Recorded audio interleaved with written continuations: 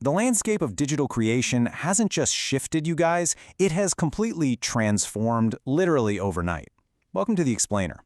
Look, today we're not just talking about generating random glitchy clips anymore, we are looking at a fundamental rewrite of exactly how professional video is made.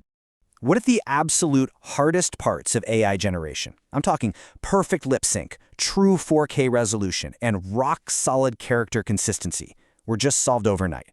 I know, it sounds like a total pipe dream, right? But stick with me, because in this explainer, I'm going to show you exactly how the impossible literally just became standard practice. Our source material captures this moment so perfectly. It says, if you thought Veo 3 was impressive, wait till you meet Google Veo 3.1. It keeps everything that worked and fixes what didn't. And honestly, that hit the nail on the head. It perfectly bridges all those past frustrations we've had, you know, the weird morphing faces, the silent, jittery clips, with today's truly groundbreaking solutions. The competitive stakes right now? They are incredibly high.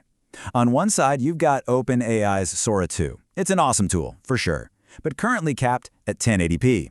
And on the other side, Google Veo 3.1. It's available right now, rendering in native 4K and pumping out synchronized 48 kHz audio. So the reality is, adapt to this native 4K workflow today, or kind of just get left behind by those who are. Okay, let's dive straight into part 1, the AI video paradigm shift, unpacking Veo's core features. Looking at this timeline, the leap in capabilities in just a few short months is staggering. We're jumping straight from 1080p to native 4K. But you know what the massive win is for mobile creators? Native 9:16 vertical video. Thank goodness! No more generating this huge landscape shot only to chop off the absolute best parts just to fit a phone screen. It's finally built for how we actually consume content today.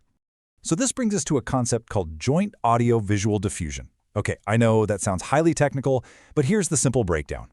It's the simultaneous AI generation of 48 kHz sound effects, ambient noise, and character dialogue right alongside the video frames. The audio isn't just slapped on afterward in post-production like we used to do. It is baked right into the generation process from the very first pixel.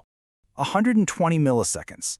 That's the magic number. That is the latency. Staying under 120 milliseconds means we finally have incredibly precise, believable lip syncing. It's so incredibly tight that the human eye can barely even perceive the gap. The AI is quite literally matching the mouth shapes to the generated audio in real time. Crazy, right? But how do you actually use it? Well, it's almost shockingly simple. Hello, how are you? That's it. You literally just put your desired dialogue in quotation marks right inside your text prompt. The engine reads those quotes and just automatically triggers that flawless 120 millisecond lip-synced speech. The whole shebang with absolutely no third-party apps required. Now, what about character consistency? Look, we've all seen those AI videos where the main character spontaneously morphs into their own cousin halfway through the shot, or, suddenly grows 6 fingers. Well, not anymore. With the Ingredients to Video feature, you just upload 3 to 4 reference images, and this totally locks in character faces, maintains specific products, and ensures consistent visual styles across every single shot. Character drift is officially a thing of the past. And hey, if you thought those old 8-second clips were limiting, get a load of this, 148 seconds. With Veo 3.1, you can actually take a base 8-second clip and extend it by 7-second increments up to 20 times. And the wild part? The model actually remembers the camera trajectory and the lighting from the previous clip. You are generating 2.5-minute continuous scenes now. It's a real game changer. Moving right along to part 2, the AI Cinematographer workflow, shifting from prompt engineer to director of photography. So this brings up the single most common frustration in digital generation. How do you actually stop the AI camera from warping, smearing, or just completely hallucinating physics? We've all had that absolutely beautiful frame melt into synthetic soup the exact second the camera decides to pan. So how do we fix this? Well, here's the insider secret. Keep your motion speed parameters strictly between 10% and 15%. That's it. That is the magic window. Slowing down the camera is absolutely crucial. It's the key to moving from those synthetic, glitchy-looking outputs to truly cinematic ones. And the why behind this really lies in the rules of motion. When you push your pans, zooms, and orbits over 20%, or yikes, especially over 30%, the AI literally panics. Fast motion smears the edges because the AI's parallax prediction just completely fails. It simply cannot calculate how fast the background should move relative to the foreground, so it just kind of blurs the whole thing out. The golden rule? Keep it slow, keep it cinematic. Okay, so once the camera's locked, we need the perfect prompt. Try using this 5-part formula: cinematography, subject, action, context, and style. Don't just type out a random descriptive sentence. If you structure your prompts exactly like a Hollywood shot list, in this exact order, you'll be amazed at how predictably the engine responds. And here's another really brilliant workaround for your subjects. Anchor them by assigning distinct colors, like a red umbrella or a neon green jacket.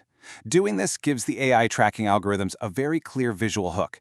It drastically reduces background morphing because the engine can just easily track that bright block of color from frame to frame. Now combine that trick with first and last frame support. This is huge because it allows you to control exactly how your scene begins and how it resolves. Just think about the power of this for commercial work. It is an absolute game changer for executing perfect product reveals. You show it the closed box, then you show it the open box, and the system flawlessly bridges the gap between the two. All right, part 3, the blue ocean strategy, focusing on the 80-20 cost rule. So let's talk budget. Here is how you optimize your budget without sacrificing a single pixel of quality. 80% of your workflow, so that's your drafting, your iterating, your testing, all of that should be done using the Veo 3.1 fast model. Only the final 20% goes through the standard model. You are basically systematically separating that messy, creative drafting process from the final, expensive polish.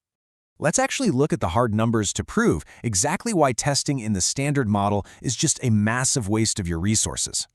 Veo 3.1 Fast, it's 15 cents per second. But Veo 3.1 Standard, that's 40 cents. So running 10 test prompts just to see how a specific camera angle looks at 40 cents a pop, you are literally just burning your budget. But by strictly adhering to this 80-20 rule, you can cut your total generation budget by 60%. That's huge.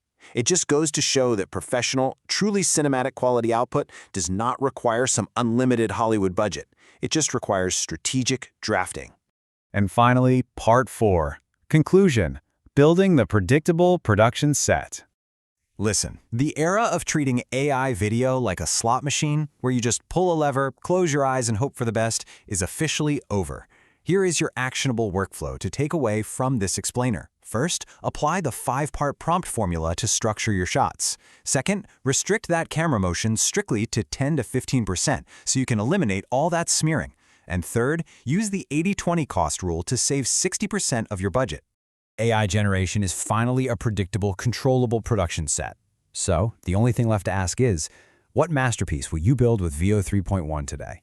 The tools are all right here. The old